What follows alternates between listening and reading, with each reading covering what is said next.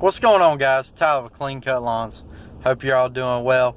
If you have never been to this channel before, consider hitting that subscribe button. But I just wanted to let you guys know what was going on. I just got back from a local mechanic here around Lake Norman area of North Carolina. He had to work on my truck. Luckily, I found a couple issues before the season really got rocking and rolling, because that's all you need is downtime in your truck. And as you guys who've been following me or with me for any length of time know, that it's just me and one other guy, so I don't have 10 trucks at my disposal to use. Luckily, I can borrow a truck if I need to. Like today, we took Jeff's Tacoma, a 4-cylinder Tacoma, out and mowed a couple yards.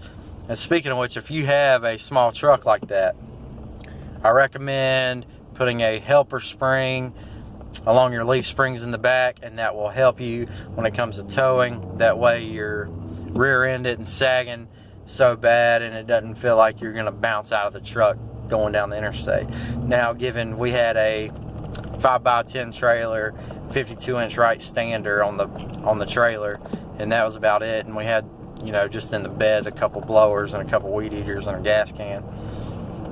But I didn't feel any issue with that 4-cylinder Tacoma pulling anything around. But anyway, the reason my truck was in the shop is because one morning I got in, and you guys know it's winter, and I was letting the truck warm up for about 10 minutes or so before I left, and I got in there and was still freezing cold.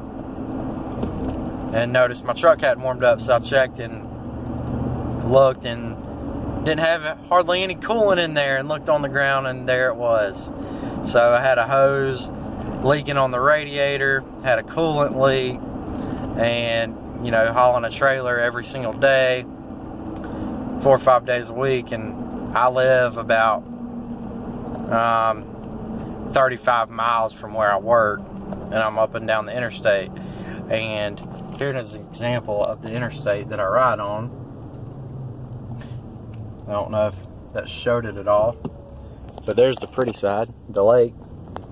But it's always traffic around here. Always sitting in traffic, always stop and go, always on the brakes. And I work in 3 days a week at town where there's 1.5 million stoplights. So the brakes were wore out, needed pads and rotors.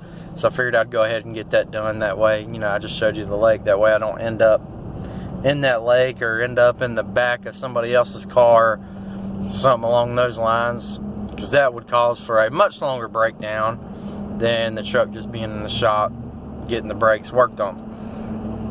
But anyway, the point of this story, I guess, is if you haven't done so, find you a good, reliable mechanic who can work with you, because I took my truck in at 12 o'clock yesterday, just picked it up at 3 o'clock today.